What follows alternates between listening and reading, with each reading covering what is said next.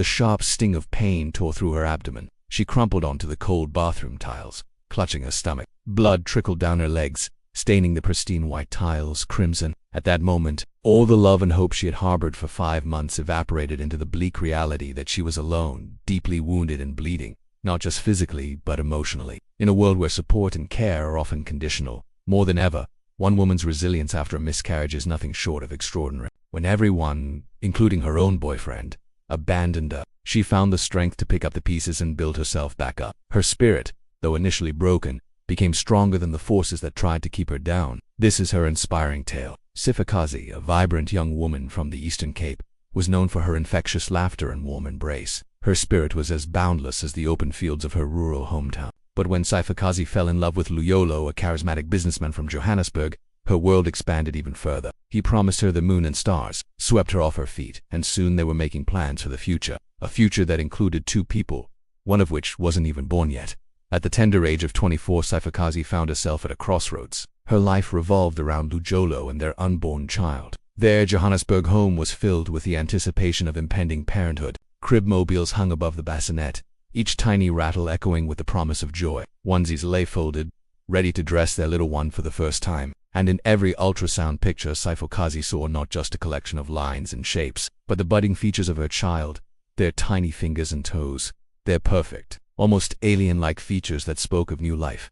5 months into the pregnancy, her child was doing well. There were no apparent issues, no reason to suspect anything amiss, but fate had a cruel twist in store. One morning, everything changed. A searing pain ripped through Siphokazi's abdomen. The pain intensified, each wave knocking her off her feet. Clutching her stomach, she made her way to the bathroom, her world narrowing down to the cold tiles beneath her knees and the stark white of the basin before her.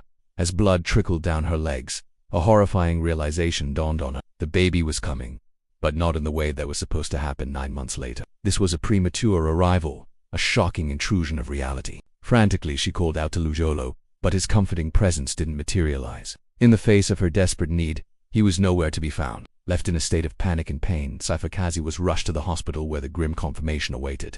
Her baby had died. With a heavy heart, the doctor delivered the news, his words echoing the silent fear that had grown in her own mind. Miscarriage, he said. The baby hadn't made it. As she grappled with the overwhelming waves of grief, Siphokazi found herself utterly alone. Luyolo, who had been strangely absent during her crisis, now stood before her, his face etched with an emotion that chilled her to the bone.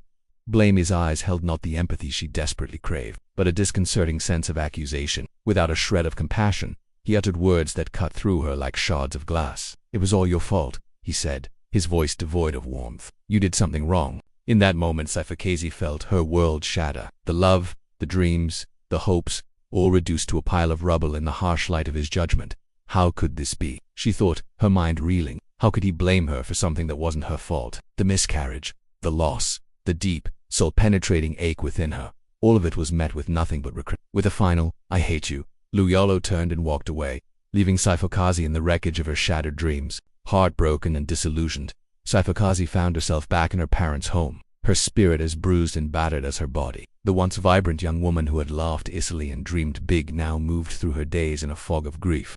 Her parents, though loving and supportive, couldn't mend the fractured pieces of her soul. The joy that had once filled her life seemed like a distant memory, replaced by a haunting emptiness. Days bled into weeks, the rhythm of her life slowing down to a painful crawl. Yet amidst the darkness, a tiny ember of defiance flickered within her. Refusing to be consumed by despair, she began to take small steps towards healing. She started with the basics, forcing herself to get out of bed each morning, eat a full meal and engage in simple tasks. It was a Herculean effort, but with each passing day, the flame of resilience grew brighter. Her mother, sensing her daughter's internal struggle, offered words of comfort and strength. "You are more than this," she said, her voice a soothing balm on Siphokazi's raw nerves. "You are strong, beautiful, and loved." Her father, a man of few words, but immense action, ensured that she never wanted for anything. He provided for her needs, offering a silent testament to his unwavering support. As the days turned into weeks, Siphokazi's spirits began to lift. Not because she had forgotten the pain, but because she had chosen to rise above it. She channeled her grief into action, finding solace in the act of creation. She took up painting, her canvas becoming a safe haven where she could express the turmoil within her soul. On the canvas, she poured her heart out, the bright colors representing the vibrancy that still remained within her. One day, while aimlessly scrolling through social media, Siphokazi stumbled upon an online support group for women who had experienced miscarriage. Hesitantly, she reached out, sharing her story with a community that understood her pain. The response was overwhelming. Words of empathy, understanding, and shared strength flooded her inbox. For the first time since her miscarriage, Siphokazi felt a sense of belonging. She realized she wasn't alone in her grief. There were others who had walked the same path, who understood the desolate landscape of her heart. Through the group, Siphokazi found the courage to confront her trauma. With the support of her online sisters, she delved into therapy, facing her darkest moments head-on. The sessions were arduous, dredging up feelings that threatened to pull her under, but also provided a much-needed outlet. In the safe space created by the therapist, Siphokazi peeled back the layers of her pain, uncovering the root causes that had been holding her back. Slowly but surely,